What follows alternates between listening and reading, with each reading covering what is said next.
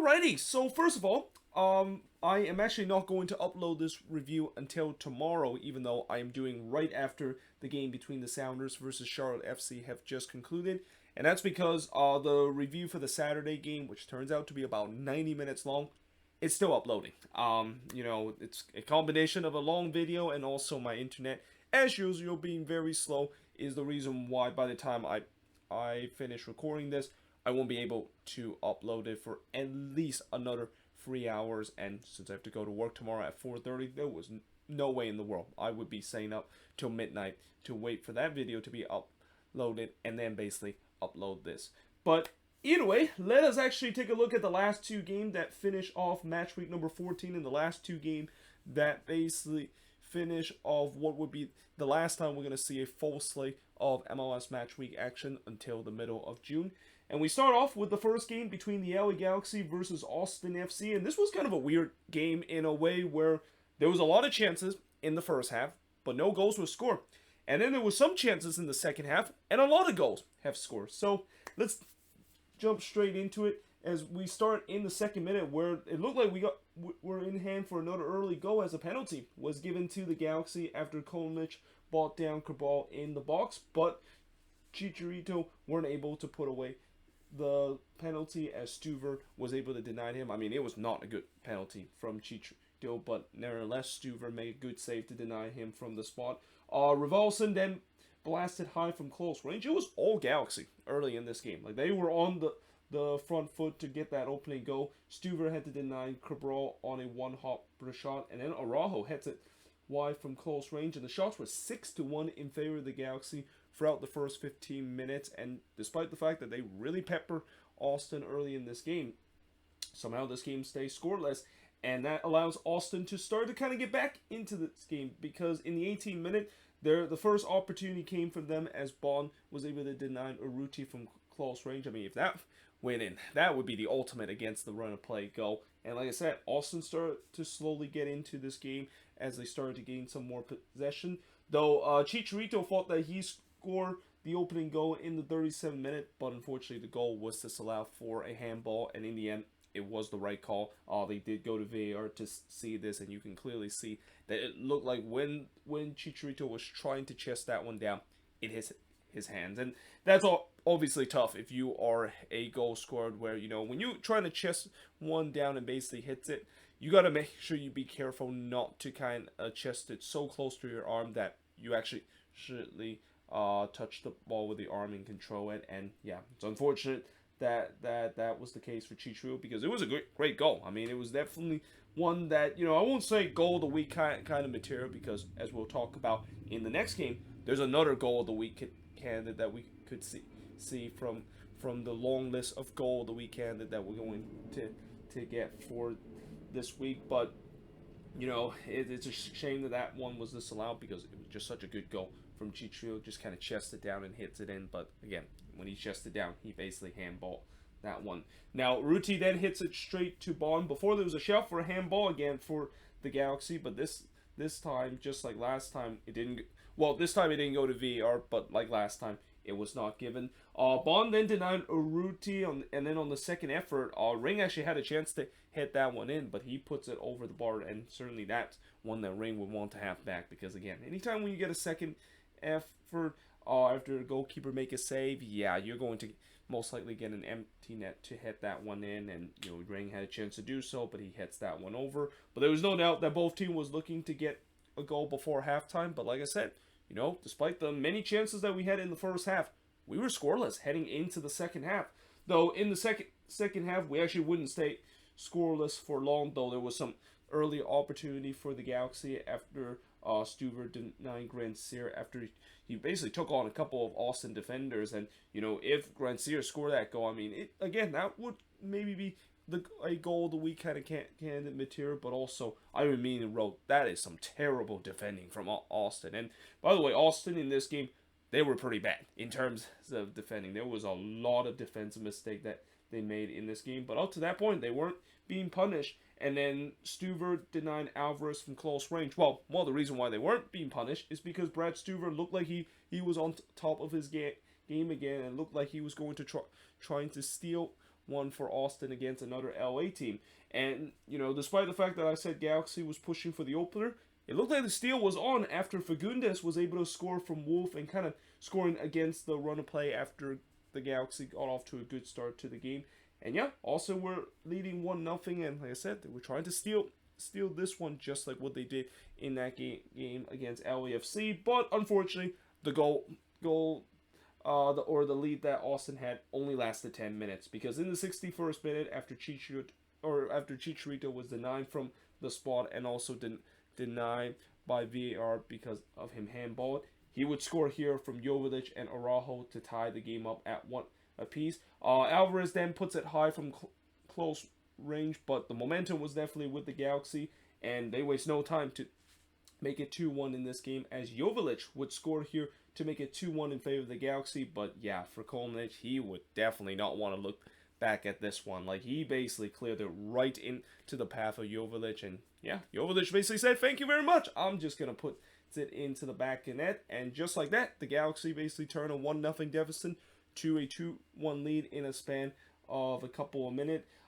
Finley then blasts one high from 10 yards out before Jerussi puts it high on the free kick. And Austin, knowing the fact that they need a goal, they were trying to push for the equalizer, but ultimately the Galaxy would kill this game off in the 88th minute, and it's Jovic scoring from Alvarez and Rivalson to make it 3-1. Alvarez wants to get on the score sheet too after he assisted Latsko, and he did exactly that just 2 minutes later, as he scored here from Jovic to make it 4-1 in favor of the Galaxy. So, the scoreline, I mean, when you look at how this game played, I think the Galaxy deserved to win this one. But, when you also kind of just look at how, for the most part, this game was actually relatively close.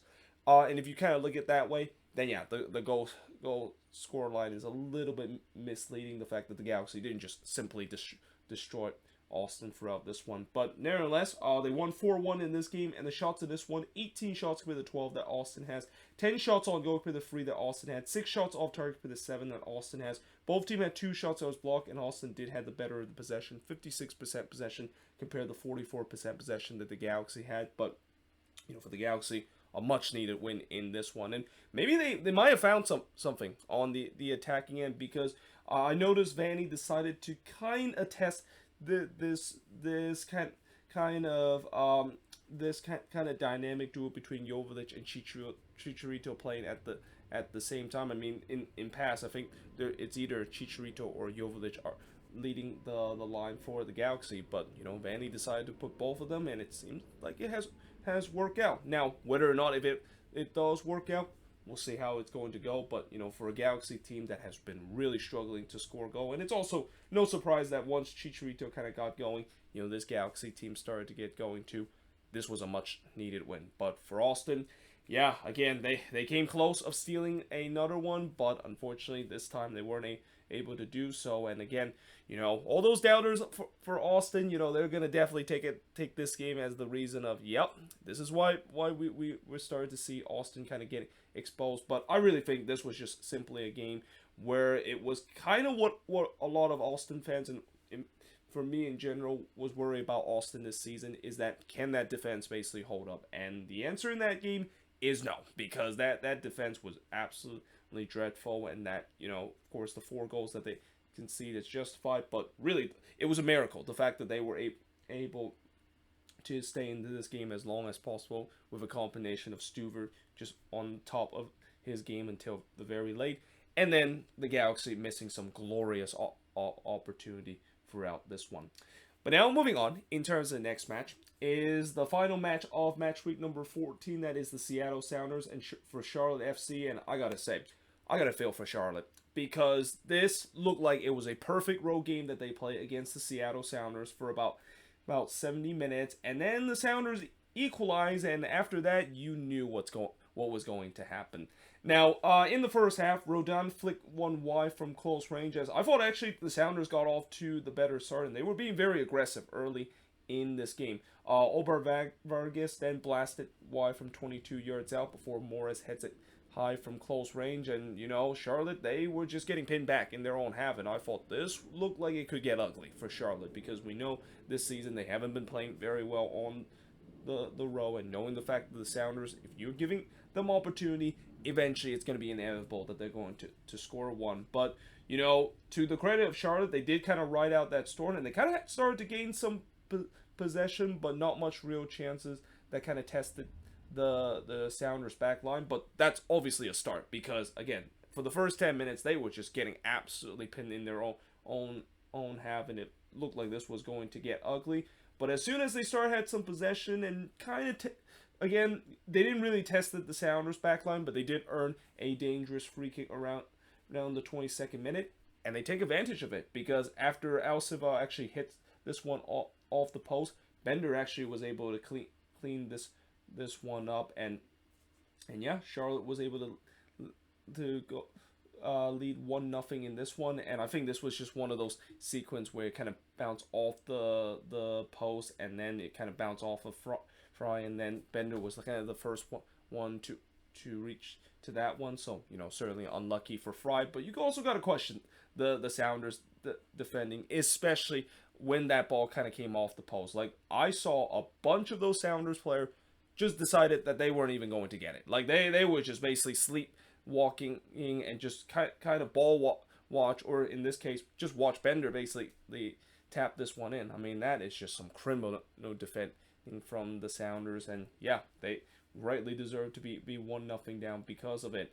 And again, really, after that promising start, the Sounders, they just looked like they were a step slow on the attack, and maybe this is also due to the fact that Charlotte was playing with a lot of confidence. Like, that goal really kind of changed, at least up to about the 70th minute mark, where they were playing with confidence and they were ready to put in what could be not only a massive upset this season, but a historic first ever road win in their club history.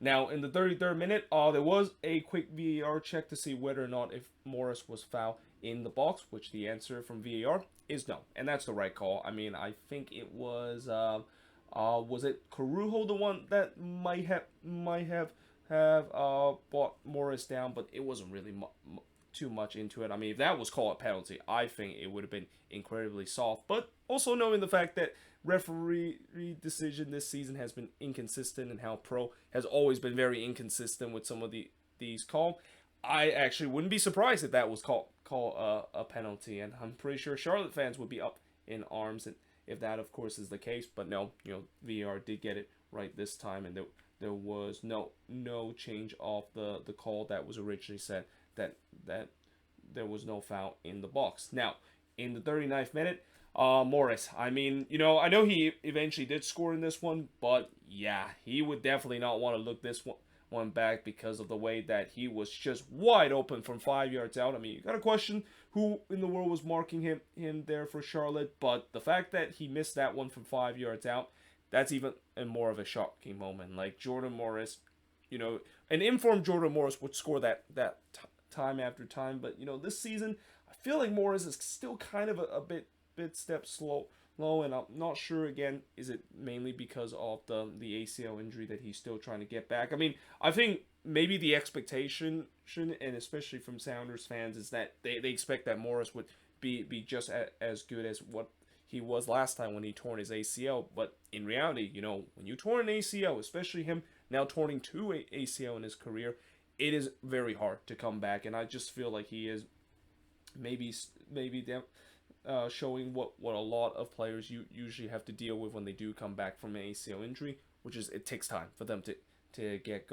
going once again. But that's also kind of a moment that if Morris does have some aspiration of potentially reaching the World Cup with the U.S., that's one that he definitely do not want Greg Berhalter to look, because that was a bad miss to say it kindly for Jordan Morris, and certainly for the Seattle Sounders. But then on the very next sequence, Fry was able to deny Bender from 16 yards out. I thought Bender had a really good game in this one, especially in the first half. But we do head to halftime with Charlotte leading 1-0.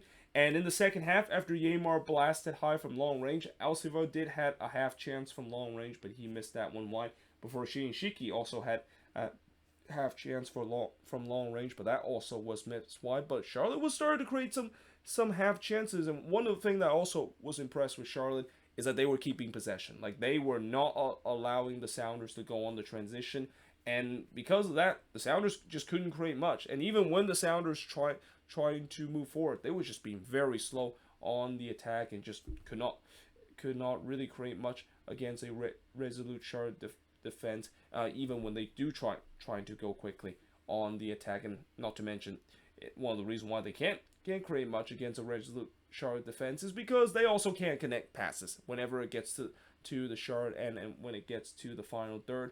Montero had an off-balance header that goes high in the 62nd minute, and then there was some miscommunication between Fry and Nuhu, and Gaines was there to trying to punish the mistake, but he wasn't able to do so. And again, I feel like up to that point, yes, Charlotte is leading 1-0, but you just kind of had a sense that the longer this one stays at 1-0, and I know the Sounders are known to come back at home. I mean, just as a Minnesota fans, when I saw us holding on to a 1-0 lead, and that did not end up well. So it seems like, I think throughout the broadcast, maybe, well, actually throughout the broadcast there was one moment where I don't know if it was JP or Stu Holden mentioned it, but Stu Holden, I think he mentioned the fact that Charlotte doesn't need to score a goal. They don't need to necessary to do it. What are you talking about, Stu Holden? Like, you absolutely needed that second goal, and it seems like maybe that's what Miguel Angel Ramirez was thinking, because he decided to summon both Vargas and Jovic in this game to kind of push for a second goal. Now, I get that Charlotte fans are not going to be happy with the substitution, and in some way, I think this substitution kind of play a role of why Charlotte kind of look a little bit wriggly in the defensive front. But I do understand why Miguel Angel Ramirez want to do here, and that he wants to be bold in terms of trying to get that second goal, because how many times we have seen where teams just simply decide to sit back and hold on to a 1-0 lead and just hope for the best, and it just does not work. And especially against the Seattle Sounders at home, that is not a recipe for you to get all 3 points on the road. Jazovic that tried to tap it in the 71st minute in the back post, but he missed that one wide. It was actually a great defensive play there from New, who just got enough to put off Jazovic, who was trying to put it into the back post, and that turns out to be crucial, because on the very next sequence, Jordan Morris would make up for his bad miss that he had in the first half, as he scored here from Alex Rodon and Montero to tie the game up at 1 apiece. And you knew as soon as that goal went in, where the crowd at Lumen's Field not only celebrate, but there was definitely a lot of relief in that crowd. You knew what's going to happen. You knew the Sounders were not only just going to have the momentum, but they were going to push for the second goal, and they immediately dictate possession, while Charlotte decided to drop deep to preserve a point, which I don't think that was the right decision, because in the 80th minute, the Sounders would get that lead. And it actually was a great goal that gave the Sounders the lead, as Ruidíaz basically was turning from his back, and he just kind of hits this one off balance. I don't know how he got a lot of power into this one, but he kind of hits this one as he's running away goal, and basically hits that one top in. Like, that's one that, not only is a heartbreak of a goal that Charlotte have conceded, but that's just the Seattle Sounders doing it against teams that they thought that they escaped with a point. I mean, I guess you can also say that, I guess now Charlotte fans will know how Minnesota fans feel when they play against the Seattle Sounders on the road, where now they know the feeling of basically getting score an absolute goal loss, so on, to basically lose the lead. And, that goal not only gave the Sounders the lead, but it really broke Charlotte, because the Sounders were pushing to trying to get that third goal. Ruidíaz tried to get that third goal, but he missed that one wide. And I wrote, Charlotte looked defeated. I mean, that second goal, just with how well did they play in this one, and they were just so close of getting a massive 3 points, or even a point on the road.